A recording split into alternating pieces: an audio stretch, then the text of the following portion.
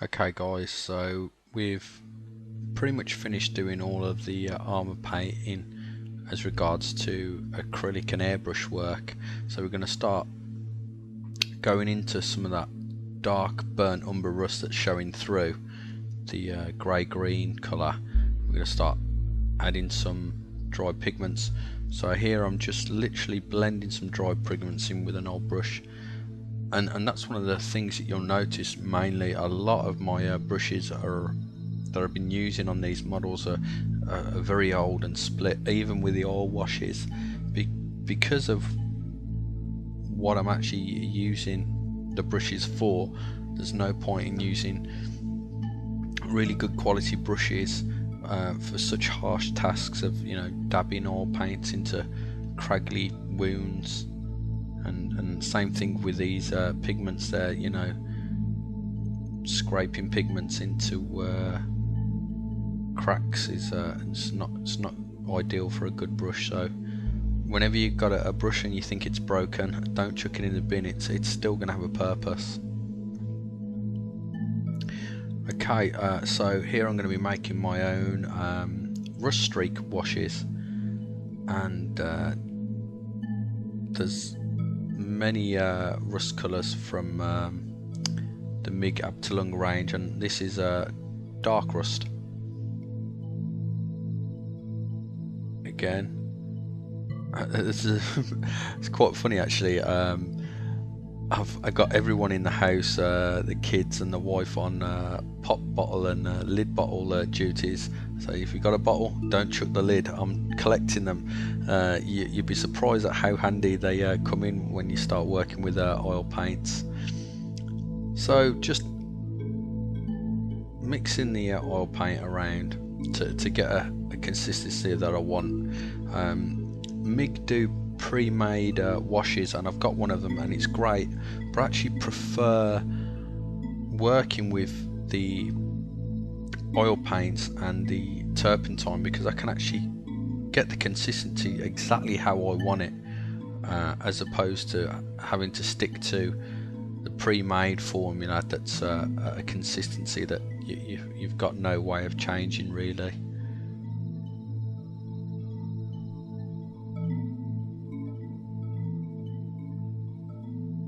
That's quite light, probably going to add a bit more oil paint there of that dark rust colour. You can see that, yeah, I'm sure at some stage I actually put some of the oil paint down and then thin it down with a wash, because that's another technique. You can literally draw the oil paint out with the turpentine there.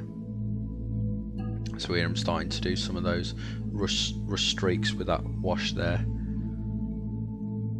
and when they dry they leave a really nice satin finish,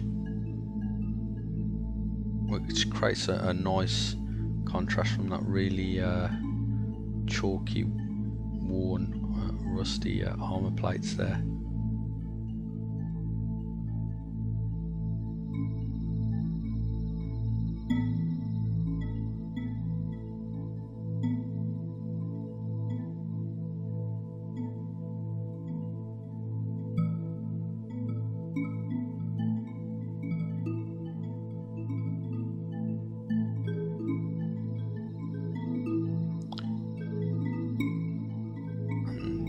With the rust streaks there, it's nice to actually let the first layer to dry and then follow back up with a second layer, and making the rust streaks thicker towards the very top of each of the streaks where the streak actually forms. And that's what you'd find in actuality, that the actual rust streaks would be darker towards the source of the streak, and then they'd fade towards the bottom. This is my trusty metallic bolt gun mix. Now, I highly suggest, if you're not already subscribed to this channel, go check out General Splatter now. he's got so many different paints that he's tried over the time, and I think he's just tried some Reaper Master Series metallics, and he says they're brilliant, but unfortunately I've not tried those yet, and maybe I will get around to them. But I really struggle with metallics. The only range that I think, you know, is really good quality out there is the Vallejo Model Air metallics. I think that from what I've seen of the new GW metallics, they're pretty poor. The Vallejo Game Colour metallics, they're okay. The model colour metallics are not that good. So yeah, and even the Vallejo Model Air metallic, they're I think it's called gunmetal. It's not as nice as one, so I have to mix my own colour to get the sort of consistency that I want. But as you can see, the most crucial thing when I'm laying down metallics is that they go on as thin and smooth as a normal acrylic paint, and you'll find that with most metallics that's not the case. So go check out General Splatten's review of those Master Series paints, because they do look good, and I would like to get those. But having failed that, I can strongly recommend the Model Air metallics. They're beautiful to work with a regular brush.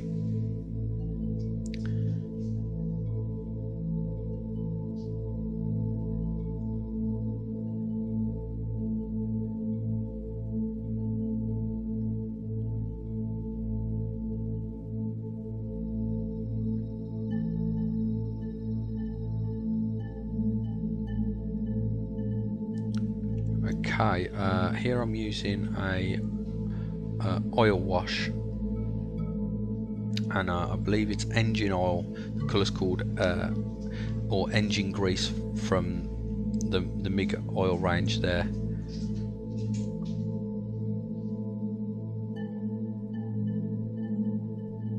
And it's just to give it that really disgusting sort of look there.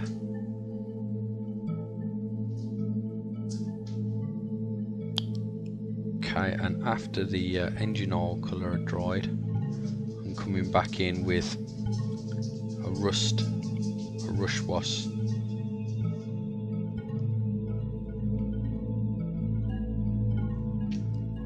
Again, this is using MIG artist oils with the turpentine. Okay, so we're going to start working on the base now.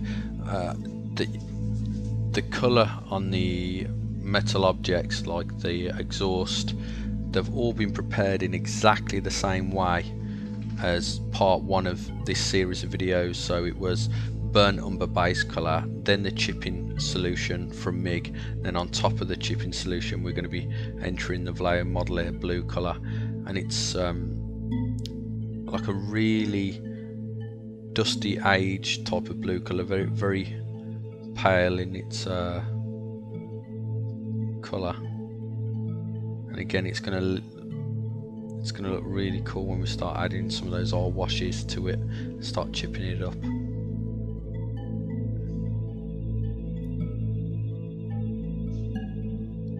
The base was just covered in like a ballast mix of like 2 or 3 different grains of sand and PVA.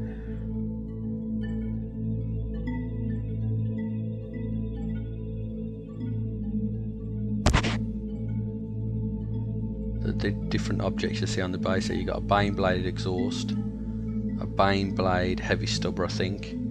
You've got part of a weapon from a Blood Angels Dreadnought kit, and I think the weapon strips as well from there as well, just in case anyone's interested.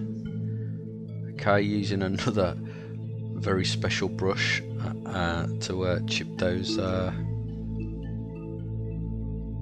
bits of debris on the base up. I mean, if you haven't got a brush that's fit for the purpose, you know, make one. I mean, definitely don't destroy a decent brush, but if you've got a brush that is pretty worn out, just get a pair of scissors and cut the bristles down quite short, and it will make the bristles stiff enough to actually help you achieve those little authentic looking chips.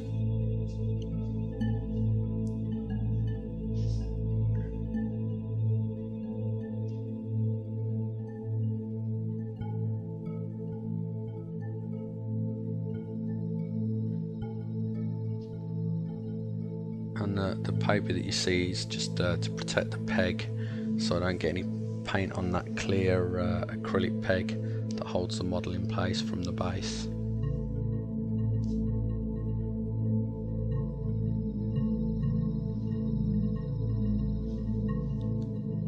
So I think we're going to wrap it up on this part, and we're going to go straight in to the next part of the video.